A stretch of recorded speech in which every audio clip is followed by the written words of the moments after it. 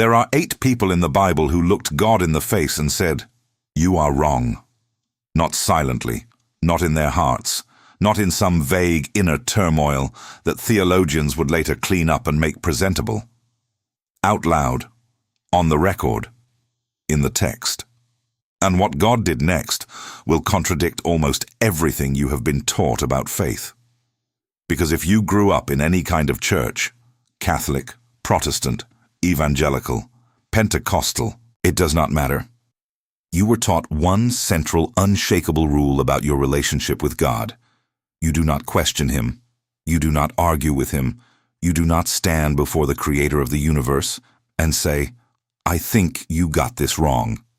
That is pride. That is rebellion. That is the sin of the garden dressed up in theological clothing. And yet, when you open your Bible and actually read what the prophets did, not what the sermon says they did, but what the Hebrew text records, you find something that should stop you in your tracks. The men and women God trusted most, the ones He called by name, the ones He chose to carry His voice into history, these people argued with Him. They challenged His decisions. They accused Him of deception. One of them even told God to kill him because he would rather die than watch God be merciful. 8 figures, 8 confrontations, 8 divine responses that reveal a pattern so consistent, so unmistakable, that once you see it, you will never read your Bible the same way again. And here is the part that matters. The pattern does not say what you think it says. Because in every single case, with one devastating exception, God did not punish the questioner. He promoted them. Let us start at the beginning. 18 chapters into Genesis, Abraham is sitting at the entrance of his tent near the great trees of Mamre. It is the hottest part of the day. The kind of heat where the air itself seems to lose its shape, where the horizon trembles, and everything beyond 50 paces becomes a shimmering blur. Abraham is 100 years old. His wife Sarah is 90. The promise of a son has stretched across 25 years of silence and waiting. And now, 3 visitors have arrived. One of them is God. Genesis 18 does not explain this. It does not pause to theologize. It simply records that the Lord appeared to Abraham, and that Abraham ran to meet them, and that he offered bread and meat and curds, and stood under a tree while they ate. There is a domesticity to this scene that feels almost impossible. The God of the universe sitting in the shade of an oak tree, eating veal. But then the conversation shifts. The visitors tell Abraham they are going to Sodom. They have heard the outcry against the city, and they are going to see whether the reports are true. And Abraham knows exactly what that means. His nephew Lot lives in Sodom. His family is there. His blood is in that city. And so Abraham does something that no one in the ancient world would have dared. He steps forward. He plants his feet. And he opens a negotiation with God. Genesis 18:23. Will you sweep away the righteous with the wicked? Read that sentence again, slowly. Abraham is not asking for information. He is not requesting clarification. He is challenging the justice of God. He is saying, in the most direct language available, if you destroy that city with good people still in it, you are doing something wrong. And then he pushes further. What if there are 50 righteous? Will you still destroy it? And God says no. I will spare the whole city for 50. But Abraham does not stop. He says, and notice the tremor in his language, the careful awareness that he is standing on the edge of something no human has ever done. Now that I have been so bold as to speak to the Lord, though I am nothing but dust and ashes, what if there are 45? 6 times. Abraham negotiates God down 6 times. 50, 45. 40, 30, 20, 10. Each time, God concedes. Each time, God does not rebuke him, does not silence him, does not remind him of the cosmic distance between them. He listens, he answers, he gives ground. 43 words of negotiation in the Hebrew text. And in those 43 words, something extraordinary is happening. Abraham is establishing a principle that will echo through every prophet who comes after him.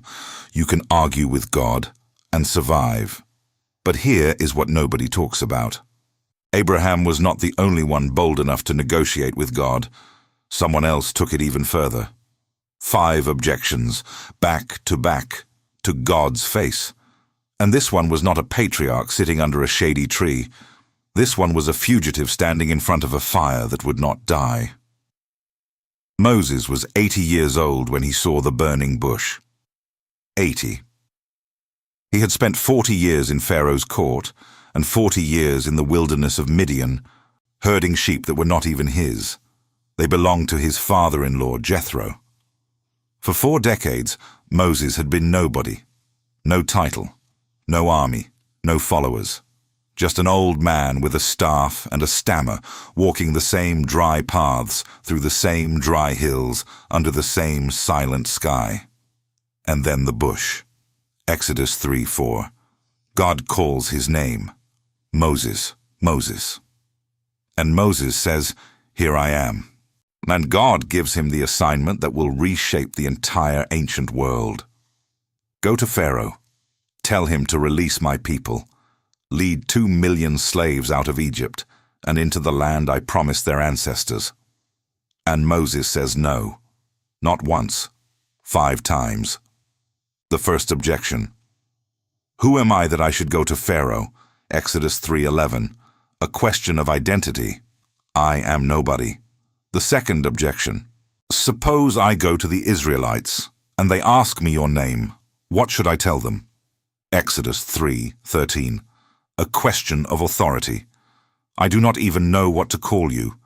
The third objection. What if they do not believe me or listen to me? Exodus 4:1. A question of credibility. They will think I am a liar. The fourth objection. I have never been eloquent. I am slow of speech and tongue. Exodus 4:10. A question of ability. I cannot even talk properly. And then the fifth objection, the one that changes the temperature of the entire passage. Exodus 4:13. 4 words in Hebrew. Shelach na beyad tishlach. Please send someone else. This is not a question. This is a refusal. Moses is looking at the burning, unconsuming presence of the Almighty and saying, I do not want to do this. Find another person. And here is what Exodus records. Verse 14. Then the Lord's anger burned against Moses. God got angry. But, and this is the detail that nearly every sermon skips, God did not withdraw the calling.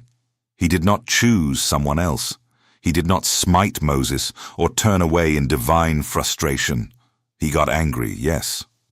And then he gave Moses exactly what he needed. He gave him Aaron, a partner, a voice, a brother, 5 objections. And the result was not punishment. It was provision. Moses walked away from that bush with more than he had before the argument started. Now, before we go further, pay attention to what is forming here. Abraham questioned God's justice. Moses questioned God's choice. Both walked away not diminished, but elevated. Both received something new, a concession, a companion, a deeper understanding of who God was. But the next figure on this list makes Abraham and Moses look diplomatic. His name is Gideon. And when the angel of the Lord appeared to him in Judges chapter 6, Gideon was not in a field or on a mountain or beside a river. He was hiding in a winepress, threshing wheat in a winepress. Think about what that means. Wine presses are sunken into the ground. They are small, enclosed, invisible from a distance. The only reason a man threshes wheat in a winepress is because he is terrified that someone will see him. And Israel had reason to be terrified. The Midianites had been raiding the land for 7 years. Every harvest, every crop, every flock, stolen or destroyed. Israel was starving. And Gideon, a young man from the weakest clan in Manasseh, from the smallest family in that clan, was hiding underground, trying to salvage enough grain to survive another week. The angel sits down under the oak tree and says, "The Lord is with you, mighty warrior." And Gideon does not bow. He does not fall on his face. He does not say, "Here I am." He does something almost unthinkable. He talks back. Judges 6 and 13. If the Lord is with us, why has all this happened to us? Where are all his wonders that our ancestors told us about? Did not the Lord bring us up out of Egypt? But now the Lord has abandoned us and given us into the hand of Midian. Count the accusations in that sentence. If God is with us, why are we suffering? Where are the miracles? You abandoned us.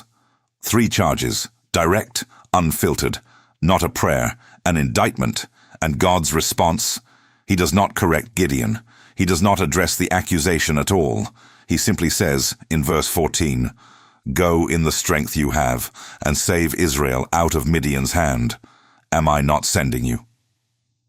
And then, when Gideon asks for proof, not once but twice with the famous fleece, God provides it, both times, without rebuke. God listened to the accusation.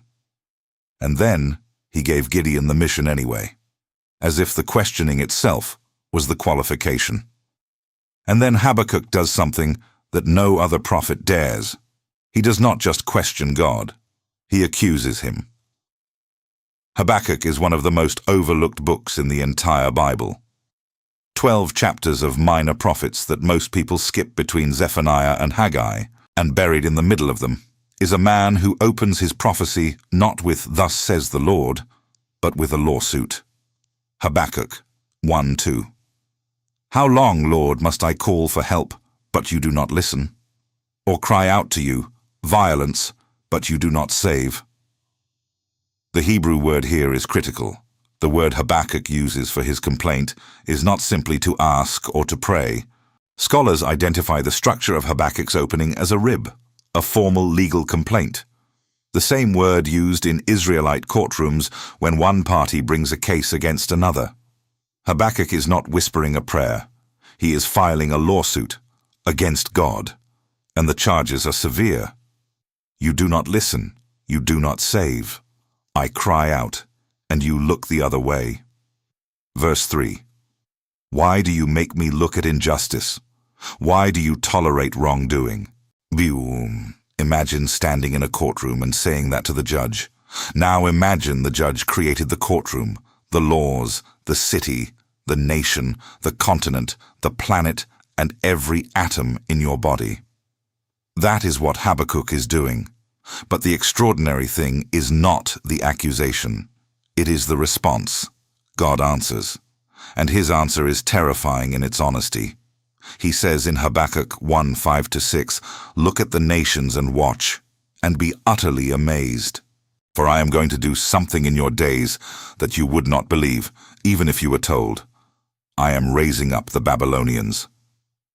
God does not deny the charge. He does not say, "How dare you question me?" He says, "You think the injustice is bad now? I am about to use the most violent empire on earth to execute my judgment, and the prophet who questioned will be the one to announce it." And then, and this is the part that sends chills through anyone who reads it carefully, in Habakkuk 2:4, God gives Habakkuk a sentence. 5 words in Hebrew. Tzadik be'emunato yichyeh. The righteous shall live by faith. That single sentence became the most quoted Old Testament verse in the New Testament. Paul quotes it in Romans 1:17. He quotes it again in Galatians 3:11. The author of Hebrews quotes it in chapter 10, verse 38. Martin Luther read it, and it ignited the Protestant Reformation. 500 years of church history pivot on 5 Hebrew words. And those 5 words were given to a man who had just accused God of injustice. Questioning God did not disqualify Habakkuk. It positioned him to receive the single most consequential sentence in the history of Western theology. But here is the prophet that most pastors will never quote from the pulpit, because what Jeremiah said to God sounds like something that could get you escorted out of a church. Jeremiah is known as the weeping prophet, but that title sanitizes him. It makes him sound soft, passive, gently tearful. The real Jeremiah was volcanic. He was called as a teenager. Before I formed you in the womb, I knew you, God tells him in Jeremiah 1:5. And he spent the next 40 years being ignored, beaten, imprisoned, thrown into a cistern, and watching his entire nation collapse around him. And 3 times in the book that bears his name, Jeremiah turns on God with a fury that is almost unbearable to read. The first time is Jeremiah 12:1. You are always righteous, Lord, when I bring a case before you. Notice that word again. Case, the language of the courtroom, the rib. Yet I would speak with you about your justice. Why does the way of the wicked prosper? Why do all the faithless live at ease? The second time is Jeremiah 15:18. Why is my pain unending and my wound grievous and incurable? You are to me like a deceptive brook, like a spring that fails. Jeremiah just compared God to a dry riverbed. In the desert climate of ancient Judah, a deceptive brook, a wadi that looks like it has water but turns out to be empty, is not a metaphor for mild disappointment. It is a metaphor for death. If you walk 3 days into the wilderness counting on a spring that is not there, you die. Jeremiah is saying to God, I trusted you with my life, and you were empty when I got there. And then the third time, Jeremiah 20:7. And this one has caused translators problems for centuries. The Hebrew word is pata, and it means to seduce. Some translations soften it to deceived or persuaded. But the raw meaning of the word, the way it is used elsewhere in the Hebrew Bible, carries connotations of seduction. Jeremiah 20:7. You seduced me, Lord, and I was seduced. You overpowered me and prevailed. A prophet of God, using the language of seduction to describe his calling, saying, in effect, you lured me into this. You made this look like something it was not. And now I am trapped. And what does God do? He does not fire Jeremiah. He does not replace him. In fact, it is in the chapters that follow Jeremiah's most bitter complaints that God gives him the most extraordinary prophecy in the entire Old Testament. Jeremiah 31:34. The New Covenant. I will put my law in their minds and write it on their hearts. I will be their God, and they will be my people. Oh! The prophet who accused God of seduction received the promise that would define Christianity itself. Now pay attention to what happens next, because this is where the pattern becomes impossible to ignore. 6 figures so far: Abraham, Moses, Gideon, Habakkuk, Jeremiah. Every single one questioned God, some politely, some furiously, some with legal precision, some with raw anguish. And every single one walked away with more than they had before: a concession, a companion, a mission, a sentence that rewrote theology, a covenant that would outlast the temple, the nation, and the empire that destroyed them. But now we come to the exception, the one who breaks the pattern, and the reason he breaks it reveals everything: Jonah. Jonah is famous for the fish, the great fish that swallowed him, the 3 days in its belly, the miraculous survival. Children learn this story in Sunday school with cartoon whales and felt-board oceans. But the real crisis of the book of Jonah is not in chapter 1.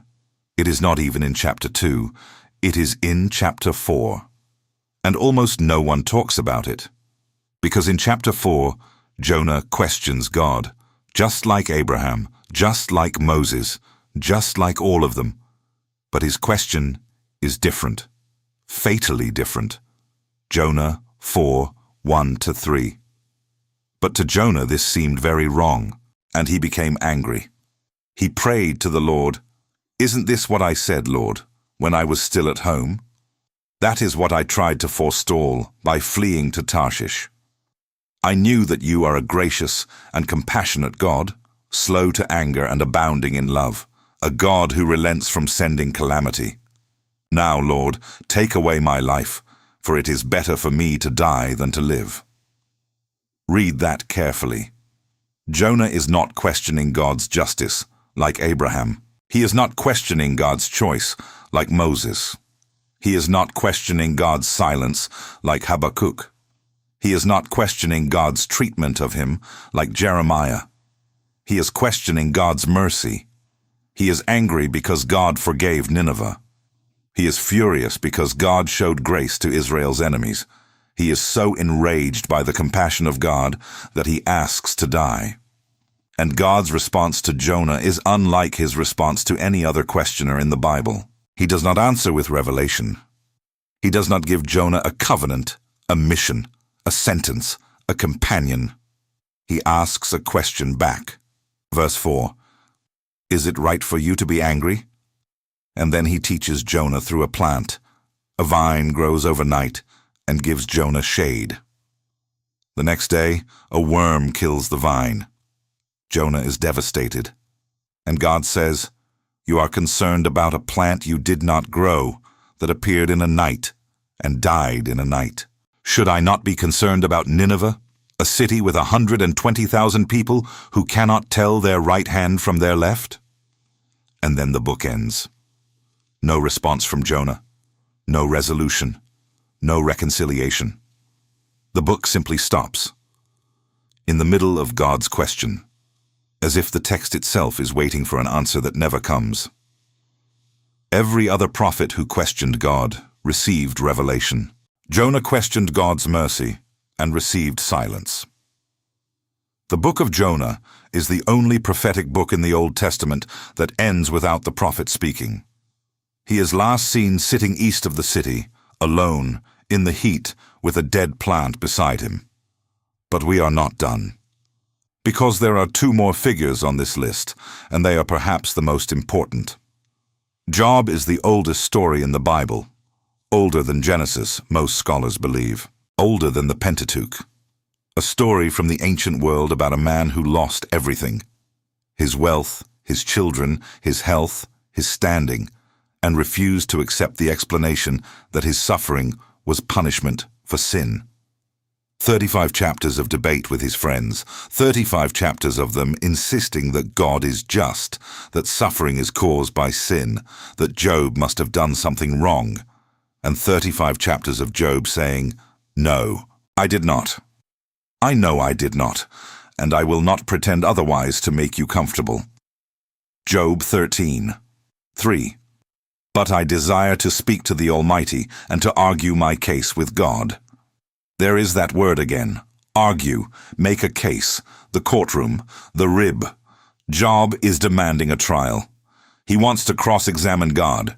He wants to take the stand and present his evidence and force the creator of the universe to explain himself. And Job's friends are horrified. They tell him he is being arrogant. They tell him no one can contend with God. Bildad says it. Zophar says it. Eliphaz says it 3 times. You cannot argue with God. You do not have the right. But Job does not stop. Job 23:3-5. If only I knew where to find him. If only I could go to his dwelling. I would state my case before him and fill my mouth with arguments. I would find out what he would answer me and consider what he would say to me. On for 35 chapters, Job shouts into the void, and the void is silent. And then, in chapter 38, the silence breaks. Then the Lord spoke to Job out of the whirlwind, not a gentle voice, not a still, small whisper, a whirlwind, a storm. The Hebrew word is se'ara, a tempest, a cyclone, the kind of wind that tears roofs off houses and flattens tents and leaves a man blind with sand and deafened by thunder. And God speaks for 4 chapters, 77 questions. Where were you when I laid the earth's foundation? Who marked off its dimensions? Who shut up the sea behind doors when it burst forth from the womb? Have you ever given orders to the morning, or shown the dawn its place? God does not answer Job's question. He does not explain the suffering. He does not say, "Here is why your children died." He overwhelms Job with the incomprehensible scale of creation, the storehouses of snow, the constellations of Orion, the wild ox, the ostrich, the behemoth, the leviathan. And Job's response is not defeat. It is not shame. It is revelation. Job 42:5. My ears had heard of you, but now my eyes have seen you. Before the questioning, Job knew God by reputation. After the questioning, Job knew God by sight. The argument did not drive God away. It summoned him. And then there is Asaph. And if you have never heard of Asaph, you are not alone. Asaph was a Levite, a musician, one of the chief worship leaders appointed by David to minister before the Ark of the Covenant. 1 Chronicles 16:5 names him. He is credited with 12 psalms, Psalm 50 and Psalm 73 through 83. And Psalm 73 is the most honest thing a worship leader has ever written. Psalm 73, 2-3.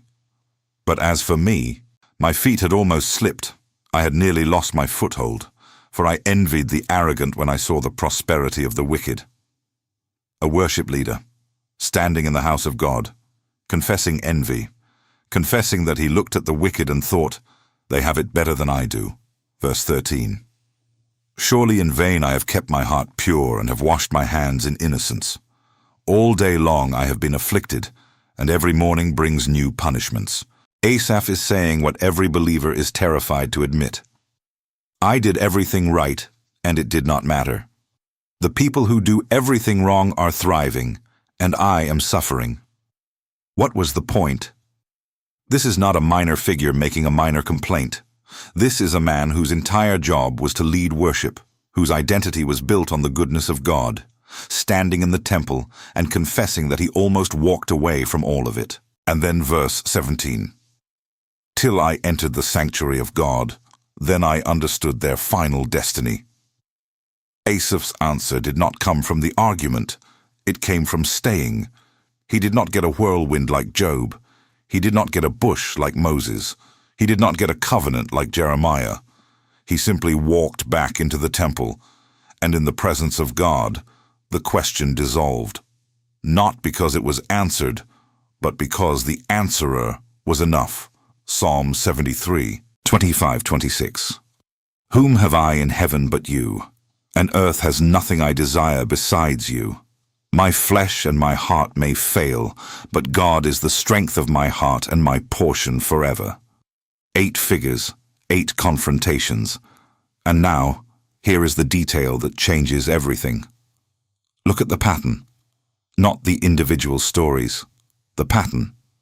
Because individually, these are just dramatic moments scattered across 1,000 years of biblical history. But together, they form something unmistakable. Abraham questioned God's justice and received a concession. God yielded ground 6 times in a single conversation. Moses questioned God's choice and received a partner. Aaron walked beside him into Pharaoh's court, and together they led 2 million people out of slavery. Gideon questioned God's faithfulness and received a mission. The weakest man in the weakest clan in the weakest tribe defeated 135,000 Midianites with 300 soldiers, torches, and jars. Habakkuk questioned God's silence and received the 5 most consequential words in the history of Western theology. The righteous shall live by faith. Jeremiah questioned God's integrity and received the new covenant. The promise that would outlast the temple, outlast the exile, outlast the Roman Empire, and become the foundation of the Christian faith. Job questioned God's fairness and received a direct encounter. He saw God, not through tradition, not through teaching, not through second-hand testimony, face to face. Asaph questioned God's goodness and received presence, not an answer to the question, but an experience that made the question irrelevant. 7 confrontations, 7 revelations, every single one deeper, more profound, more historically significant than anything the prophet had before the argument. And then there is Jonah. Jonah questioned God's mercy toward others, and he received nothing. No revelation, no covenant, no mission, no presence, Just a dead plant, a hot wind, and a question hanging in the air like smoke. Do you see the distinction? Every prophet who questioned God about their own suffering, their own confusion, their own inadequacy, their own sense that something was unjust, every one of them was met with more of God, not less. But the one prophet who questioned God's right to show mercy to someone else, the one who was angry not because God was silent, but because God was kind, that prophet received the only thing worse than anger from God. He received an open-ended question and an unfinished book. The Hebrew word for this kind of questioning, the arguing, the contending, the bringing of a formal case before God, is rib. It appears over 70 times in the Old Testament. And here is what is remarkable. Never once is the person who brings a rib before God condemned for bringing it. The act of contending with God is never, in the entire Hebrew Bible, treated as a sin. What is treated as a sin is refusing to contend. The prophets who simply told God what he wanted to hear, the court prophets, the yes men, the ones who said, "Peace, peace," when there was no peace, those are the ones Jeremiah and Ezekiel and Micaiah condemn. The false prophets are not the ones who argued with God. The false prophets are the ones who never dared to. Think about what that means for your own faith. Every doubt you have ever swallowed because you thought it was sinful. Every question you buried because someone told you it was dangerous. Every moment of honest anguish that you dressed up in pious language because you did not want to sound like you were losing your faith. The prophets did not do that. The greatest men and women in the biblical story brought their rawest, most unfiltered, most theologically dangerous thoughts to God, and God met them there. Not after they cleaned up their language. Not after they repented of their doubt. In the middle of it, covered in dust, shaking with anger, using courtroom language and seduction metaphors and accusations that would make a seminary professor reach for his red pen. There is a rabbinical tradition that says, God can handle your honesty. It is your silence that worries him. Abraham stood in the desert heat and told God his plan was unjust. Moses stood before the fire and told God he had the wrong man. Gideon crouched in a winepress and told God he had abandoned his people. Habakkuk filed a legal complaint against the Almighty. Jeremiah accused God of seduction. Job demanded a trial. And every single one of them walked away knowing God better than before. The only one who did not was the one who could not bear to see God love someone he hated. So the question is not whether you are allowed to argue with God. The only question that matters, is what you are arguing about. Are you bringing your pain, your confusion, your sense that the world is broken, and God should be doing something about it? Then bring it. The Bible is not merely tolerant of your honesty, it is built on it. Or are you bringing your resentment that God's mercy extended to someone you think did not deserve it? Because if that is your question, then you are not standing with Abraham and Moses and Habakkuk and Jeremiah and Job. You are sitting east of Nineveh with Jonah, alone, in the heat. Watching a dead plant wilt beside you while God waits for an answer you are not sure you want to give. 8 people in the Bible looked God in the face and said, "You are wrong." 7 of them discovered that questioning was never the opposite of faith. It was the deepest expression of it. And the 8th one? The book of Jonah has been open for 2,700 years. The last verse is still a question, and God is still waiting. Maybe the answer was never meant to come from Jonah. Maybe it was meant to come from you.